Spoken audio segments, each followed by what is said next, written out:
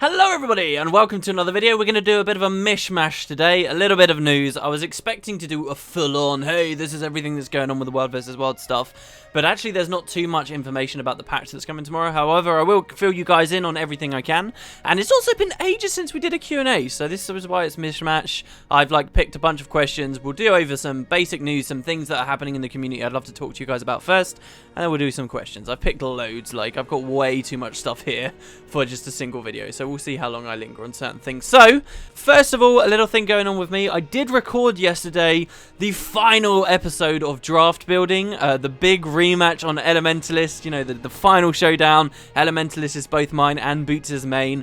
It's a pretty cool video, I gotta say. It was a very fun one to film. However, it's going to be a little bit delayed because Boots' hard drive crashed for the second time, which is pretty atrocious and I guess very frustrating for him. So it'll be a little while before that comes out. But yeah, just wanted to let you guys know that it is there and it will be coming, and it's a good one as well. And then once we finish recording that, also we're going to be doing another game that we've already started to concept out, but it's like a PvE game, and we could have this big tournament. There's lots of YouTubers.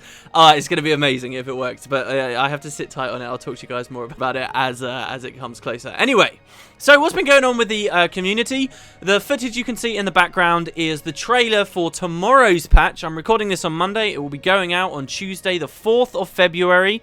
This is the patch where we get to go to the Edge of the Mists. If you guys want really detailed coverage about how the Edge of the Mist functions, I did a video series on it because I managed to get into the beta for it, which many guilds and many players did, where we tested out how all that stuff worked. There have been some changes, as far as I'm aware, to the Edge of the Mist since I made those videos in the betas, but the core concept is the same. On the patch coming up, we're going to have access to an entirely new world in World vs. World where you can play even if the queues are full. This is going to be particularly important for the next World vs. World season. Those of you guys who were in the previous season know how horrible it was, especially as stuff was starting out, sitting in those queues. I mean, it was really awesome to see that so many people were playing the game and getting into World vs. World and getting really excited about it. But at those early days, a lot of people got put off as well because it was like you just sat about in queues constantly. Well, now that Edge of the Mist is going in the game, you'll always have something to play in World vs. World. You can always be pushing your World vs. World rank up. And also, originally the idea of Edge of the Mist, this is the biggest news that's come out about the change. Originally the idea of Edge of the Mist was it was completely disconnected from the main game. And this was because if they connected it too heavily together, then servers that had simply way more players on them would always win just because they could have loads of these overflows open and be winning in all of them, and it would be pretty unfair. Well, they have decided there is going to be a little bit of a connection between the two. If you win in the Edge of the Mists, which have shorter matchups, if you win, you actually give a certain amount of supply to the main area in your homelands, which all said and done isn't necessarily going to be the hugest of boons, but it is an asset and it is a little bit more incentive, a little bit of a reason to win in Edge of the Mists and make it feel like you're still supporting all those guys in the main maps that you can't quite get into right now. So, you know, you're in the queue, you decide to play in this cool new map with all this cool new stuff going on, and you're actually still supporting them in a very roundabout way. The trailer sort of shows it off quite nicely. It does look very cinematic and pretty there. If you guys saw the videos that I did on that map, you already know how beautiful I feel it looks. It's kind of funny actually seeing trailers like that. It always makes me wonder how the community would have reacted to have seen a video like that pre-launch. You know, before Guild Wars 2 came out, if I saw this trailer for this patch, I would have freaked out. I would have been like, wow, look at all this new zone that's coming in. Or if I'd somehow been told that this would be a free update coming to Guild Wars 2. I don't know. And sort of my reaction to it now as a slightly more jaded member of the community a year down the line, I'm like, okay, this is the next in line. All right, it's pretty cool. And then I sort of move on, you know. There is one thing that a few people were a little bit worried about, and that's Scarlet's involvement. Of course, this is Living World, so what's happening with the story? Many of us are slowly getting into the story. There's been so much more discussion about it owing to the most recent patch than there has been in a long time, but people are sort of saying, look, let's not have living story in World vs. World, please. We don't want to ruin it too much. And I sort of agree. If you watch the trailer, there's a voiceover from this mysterious character who makes it sound very much like Scarlet's going to be annoying everyone in World vs. World. Here's exactly what they say. There is a place beyond time and space, hidden from sight and untouched by Scarlet's schemes until now. Chaos has come to the Edge of the Mist. And so people were a little bit worried about this. I believe they did come out and say, look, there's not going to be very much a really minor amount of Living World stuff to do in the Edge of the Mist. It's more like you're going to be encouraged to go there through Living World, but then after that it's sort of hands off. But there will still be a significant amount of story that takes place outside of the Edge of the Mist and sort of in the regular world, and there will still be content and things to participate in just throughout regular Tyria. So I'm excited about that, but the extent of it, obviously, we don't know at the moment. I just hope that it is just as much story, just as much character development, if not more, than we saw in this last patch, because I think it's really important that that's their base, that's their minimum, and then they need to be building up beyond that. That's what you can expect tomorrow. They did do a separate blog post also, where they talked about some of the UI improvements that are going into the game at the same time as the Edge of the Mists update, and particularly the world versus world based UI is being massively improved. For example, right now, while you're queuing to get in a map, it just says, oh, hey, you're in a queue. Now, after the patch goes live, it will tell you specifically what place you are in on the queue, and you can always open that panel to see. Like, they're revamping the way the UI works there, and it looks really, really nice. They're also doing some really essential quality of life improvements that I can't believe haven't been in the game for this long. If you guys aren't aware, if you don't do much world versus world, if you ever try to like whisper someone or join their party or right click anyone or look in your friends list, you only ever get the option to report players rather than say hi to them or invite them or whatever. Well, they're actually fixing that now finally, so you get more options, you can get party invites, you can do all that stuff. I believe the reason why they had it as just report before was because they didn't want people being able to contact players on enemy servers. Well, now they've found a way to stop you being able to contact players on enemy servers and at the same time have all of the regular things. So that's really nice. That report thing always annoyed me in World vs. World, and that's being fixed. So they did a little bit of a blog post to talk about that. One other thing that in current news and stuff, you guys can find a link in the description. I'll be watching it after I record this video. There was a stream quite a few nights ago, actually, where some of the devs were talking about voiceover in the game and, you know, their casting process. There are certain live streams that the devs do that tend to get a lot of traction and a lot of people talk about. And then there's some other ones that don't really create much of a ripple in the community. And I think that's a bit of a shame because, you know, all these devs are very dedicated to their specific job. Usually there's something interesting to hear. So I thought I'd plug that. You know, like someone linked to me the other day a theory about where they think the living story is going. Like they said, oh, it could be going to the Maguma jungle because during one of the live streams in the background there was a new piece of concept art that we'd never seen before, which had like a clockwork lion, and it looked like in the background it was the Maguma jungle. So he was like, oh, this could be, and you know, there's interesting little things like that that you often catch in live streams. So yeah, there's a link in the description, and maybe I'll talk about it more on the next video. Final piece of news, I did talk about this on Visualwood, but I do want to bring it up to everyone over here as well because I think it's really, really interesting. Some of this could have been lost in translation, so I do warn you. However, as many of you know, the Chinese client for Guild Wars 2 is launching rather soon. I believe it's just gone into beta, or at least finally they've got access to the client, and you can compare the differences between the Western client and the Chinese client. Seems like because the Chinese client is being handled by different people, different publishers or whatever, they've made a lot of changes to the way the game functions to suit the Eastern markets, right? And what does that mean? It means more grind. Apparently, it takes 50% more experience per level to level up in the Chinese client, and not only that, they've like drastically reduced experience rewards from like completing dungeons. Currently in our client, if we complete a dungeon, I believe we get 75% of a level. Well, on the Chinese client, they only get 15% of a level for completing a dungeon, and they've also gated loads of the content. You know, for us, we get the downstate instantly. You only unlock downstate at level 10. And you only unlock World versus World at level 35 and competitive PvP at level 45. And there's some really bizarre things as well. The weirdest one on this list is the idea that you only get 51 trait points at level 80. Again, I believe a dev did comment on that specifically and said, oh, some of this could have been lost in translation. But really weird, pretty interesting little changes. I'll keep you guys posted about the Chinese client. I think it is important for us to watch. There's been weird differences between the two for a long time. I don't know whether anyone remembers, but months ago now, we saw like the starting armor that were presented to people at character creation in the Chinese client, and like all the armor was completely different and it was way more skimpy. And then we had this news of the VIP program as well just a couple of weeks ago, and so we'll see how that all develops. Hopefully the game's a success in any situation. But I did read that on the Chinese forums, some people were pretty upset with the differences between the two clients. Like, people even over there, just because most MMOs are more grindy, it doesn't necessarily mean the audience wants them to be that grindy. It's just they have less of a say, supposedly. Well, we'll monitor the changes as they go forward. Anyway, that's about it for regular news. I'll do the second half of the video. We'll do a bit of Q&A.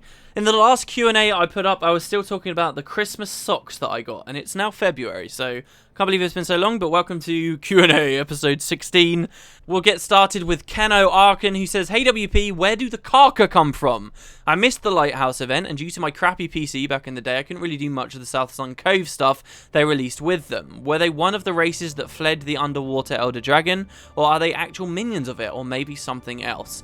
You know, it's funny that you mentioned the Lighthouse event. I saw a fan video someone did, where they cut together loads of different cutscenes from all of the Living World stuff we've seen so far, and through watching that video, it reminded me of all the old cutscenes we saw when the Karka first appeared, and they destroyed the lighthouse, and then we finally killed the big Karka at the end, and it got burnt alive. Like, that was all really cool, and I completely forgot about that stuff. But where do the Karka come from? You did answer the question in your question.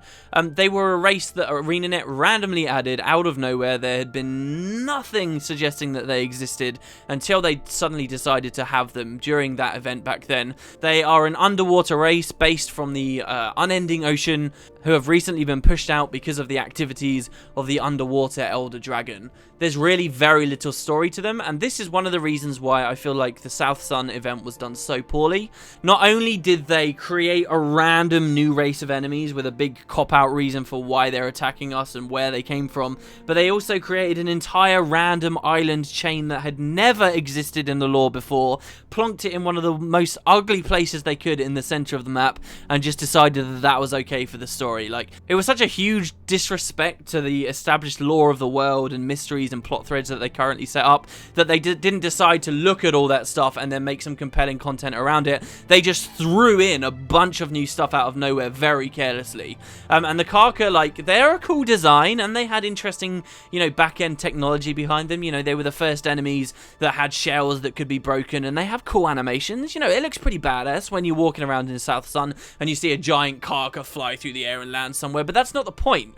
Story-wise, these guys were just flung in out of nowhere for a couple of updates and then left to rot, and that is precisely the kind of thing I don't want to see ArenaNet keep doing with a Living Story, and I think it's that exact thing that made many people jaded with a Living Story. What's the point in speculating about anything in this world if we're just going to get stuff like the Karka thrown out of nowhere? It doesn't matter any speculation we ever did before, this is just this new thing that was thrown in. Anyway, from the wiki, to be a little bit more informative, instead of just bitching about how they added into the game, here's a passage about their physiology. The Karka are a deep ocean crustacean race which is capable of creating extremely hard exterior shells. As the Karka grow and become older, they make harder shells, eventually becoming impenetrable. If you guys remember, during the original event, we had this whole thing how we had to brew potions, I think it was, that would finally be able to penetrate them. The only time they're vulnerable is when they're hatchlings or when they shed their shells for larger ones as they grow. After their initial assault on Lion's Arch, head researcher Levy, with the aid of her crew and adventurers, developed an acidic solvent to help destroy these hard shells in order for the Lion Guard to counterattack. As Karka are harmed, pieces of their armor gets knocked off. They have a little bit here on the history, that the Karka are an ancient race who spent most of the history in the ocean depths, where no players could ever have known about them and they could conveniently pop up. According to Zomaros, they haven't been seen on the shores since ancient days when the world was emptier and the continents were shaped differently. The Karka as a race have encountered the Elder Dragons before in the past, so they know the dangers they present, which gave them the knowledge to avoid Ore and the remaining Risen when fleeing from the deep sea Elder Dragon. When the Consortium investigated South Sun Cove in efforts to find a tropical vacation location, they unintentionally provoked the Karka and were mostly wiped out. The Karka then tracked down the survivors who fled to the mainland, attacking Morgan's Spiral, Garenhof and Lion's Arch, making their presence known to the rest of Tyria. The Lion Guard, led by Inspector Ellen Keel, launched a counterattack and greatly diminished the Karka's presence on South Sun Cove, killing the island's only known ancient Karka in doing so. That is the full story of the Karka, everything about them, thrown in out of nowhere and then basically became just as irrelevant as they always were. So yeah, interesting enemies, nice sort of design, I guess, but story-wise, I really can't stand them. And I hope that next time ArenaNet are seeking to add new lands and things, they strive to do it as far differently as possible as they did to this update. Anyway, next question. That wasn't meant to be a bitch fest. Darren Schwinghammer says, "Hey WP, are you going to do a sequel to your Guild Wars 2 9 months later video? You've mentioned before that you wanted to do a Living Story recap, going over all the changes that happened to Tyria since the Living Story started. I'm looking forward to it." Yes, absolutely I am. I mentioned it in the comments of the last 9 months later video. That by far was like my most successful video last year. It was like ridiculous. I absolutely will do another one. I'm actually planning to do it once this chapter of the Living World ends, and I'll just sum everything up. I'm actually thinking I'll do sort of twin versions. I'll do one that's about story and then one that's about patch information. Maybe I should huddle it all in together. People didn't seem to mind that the last one was super long, so maybe we'll do that. But it will be called like Guild Wars 2 18 months later or something, and that should get lots of people recapped, and you can know all the story and everything right bang up to the point of Season 2 of the Living World. Thistlegorm says, has got a pretty interesting question, made me think about some enemies I haven't thought about for a long time. Hey WP, I was wondering if there's any knowledge about where and why the Mantids from Guild Wars 1 have disappeared. As far as I remember, there were quite a lot of them in the old Char areas in Eye of the North. I've been playing Guild Wars 2 since launch, and I only just realised how much this is bugging me, but yeah, as far as I'm aware, there is no story as to why these Mantids have disappeared. For people who don't know, they were pretty ugly bug things that had a rather annoying mechanic to many players, in that after you killed them in the first game, they would like resurrect themselves later on, and then you had to sort of kill them again in a second form. Mostly though Canthan enemies. They were like insects that swarmed around Cantha, and I always got sort of an undertone, sort of a base vibe from the factions plot, which was, you know, all about sickness and plague spreading, that the Mantids were like exacerbating this issue. Like there were these insects that were swarming in certain places, and largely that's where they were based, in factions in Cantha, and of course we haven't been anywhere near Cantha in Guild Wars 2. Then when Eye of the North came out, yes, they were in some of those northern areas, but again we haven't been there in Guild Wars 2 either. The Mantids strike me as one of those things that's probably referred to in flavor text on some things. Like there's probably like Mantid stew or something you can buy in the Canthan district in Divinity's Reach, but I actually can't find any references to it on the wiki. But yeah, there are no Mantids in game. Geographically it wouldn't make sense for them to be there, but there's nothing that says they're extinct necessarily, so maybe they are something that we'll come up to sometime in the future. Mostly just trash mobs, really. There's no fascinating story behind them, but yes, they are a part of the world, and I doubt that the devs have forgotten them. Nikadeek says, hey WP, recently someone data mined a supposed staff with a raven and blue wing effect. The item had purple writing similar to Legendaries, and I was wondering, do you think this could be the next set of Legendary items for 2014? With the end of Living Story Part 1, could Scarlet's end be the birth of more neutral Legendaries that work with all classes? To the second part of your question, no way. What do you mean a Legendary that works with all classes? That's like such a bizarre concept. What, a weapon that's a legendary, anyone can wield it, and it's got the same 5 skills for everyone regardless of profession? No, that's just it's a terrible idea. I don't think they would do that, but it is an interesting topic. When are we going to be getting these new legendaries come into the game? It was a long time ago that Raven staff was data mined, and it sort of looked like some kind of a legendary staff they were maybe playing around with. The question is, why did that staff and no other legendaries from this potential set 2 appear in the client to be data mined? Maybe they did and we just missed it, but it seems unlikely. I think the most interesting question is, when do ArenaNet decide, okay, we need to do Generation 2 of the legendaries, we need to sort of do Generation 2 of world completion things? When do we do Generation 2 of, you know, like utility skills and things that are being added? You know, under traditional MMO models where they release expansions, it would have been obvious. It would have been, oh yeah, you have one set of legendaries when Guild Wars 2 first came out, and then when Guild Wars 2 factions came out, then that's just when they do all the new legendaries, and you sort of have a new generation every time an expansion comes out. But for Living World, it's kind of up in the air, right? They are saying that they're sort of separating feature builds from Living World stuff now, so it's likely that if we ever do get this, it will be in some kind of a feature build. But because they've been so quiet about even the idea of the scavenger hunt for so long now, I think we're a long way off from those legendaries, and the Raven staff was just an oddity that managed to slip into the client somehow. Be very interesting to ask a dev in an interview why that appeared there, but I'm not expecting another generation of legendaries anytime soon, sadly. Lan2lol says, hey WP, what's your favourite Disney movie? Man, do you know how many Disney movies there are? You can't ask me that. Like, half the movies I've ever seen in my life are probably Disney movies. I know that 100% the most recent Disney movie I watched was The Lion King, which I hadn't seen for a long time, and I really enjoyed The Lion King. Weren't Pixar working with Disney as well for a little while? And then that was why Toy Story 3 took so long, because the rights were all split up and stuff. I don't know, man. There's a lot of movies, a lot of Disney movies that I very much enjoy. Impossible to answer. Alright, I know the video is getting on, but I don't want to end it on a sort of a dumb question. The final question comes from Israel Cortez, who says, so by playing so much SPVP and TPVP, because I know you were playing almost like 24/7, did you get tired of the simple fact that the only mode was Conquest? I've been doing the same thing, just PvPing and making money because I'm making Eternity right now, and I've been a bit bummed out by PvP. I'm headed back to World vs. World, and I use my Engineer using your build, and I must say it's truly exciting, and my Warrior, it's really fun, and it helps in taking a break from PvP. I wish there was another mode such as Capture the Flag or something else. You know, it's funny, I've talked about it in a couple of videos recently. I definitely am the kind of guy that goes through phases with Guild Wars 2. Some people play the game and then they get bored, they don't know what to do, and they leave. For me, I'm always like, I'm thickly in, say, PvP, and then something takes me thickly out. And it's weird, because yeah, I was playing PvP 24/7, and I got like vast amounts of knowledge about how Conquest worked, and all the metas and strats that people were using, and how to play my class, and immense theory craft, and all of that's just been floated out of my mind now, because I've spent the last 3 weeks back in PvE, and my desire to PvP at the moment is at an all-time low.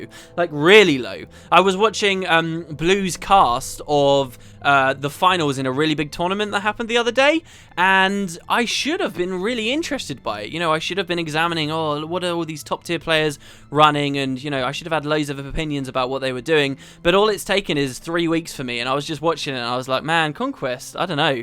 It's not as interesting suddenly to me now. Like, I'm either super into it and I see all of the benefits of it, or I'm just very meh. Like, I couldn't even get all the way through that video. It's very, very curious to me. So I can see from both sides of the looking glass when people are super into PvP and why it's so hard for PvEers to get interested. I think Conquest has been holding PvP back for a very long time, and I think the devs also came to that realization probably a bit too late, but I think they have finally come to that realization, because they're talking about adding a new game type, and they've given us, you know, very early concepts about the way it will work.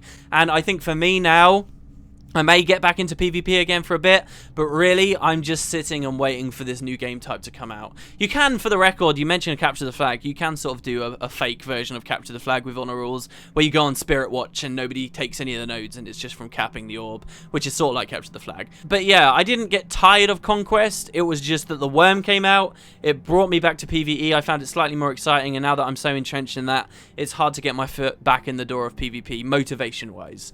Anyway, there you go, guys, that's the video for today. Thank you very much for watching. Of course, patch will be coming tomorrow. I have much more details about that patch when it goes live. I did have a bunch of screenshots. To anybody who was watching the footage, I should have mentioned this at the start. RenaNet did give me a bunch of screenshots of this patch coming up to use in any video, so they're pretty interesting, some of them. That will have been what's in the background, and we'll actually have some real footage and stuff of the patch going forward. Thank you very much for watching. If you've got any questions for the next Q&A when I do it, hopefully sometime this week, I will read through all of them, and there's a good chance I'll be answering yours on the next video. So cheers, guys. Thanks very much. Hope you're having a wonderful week. I'll see you next time.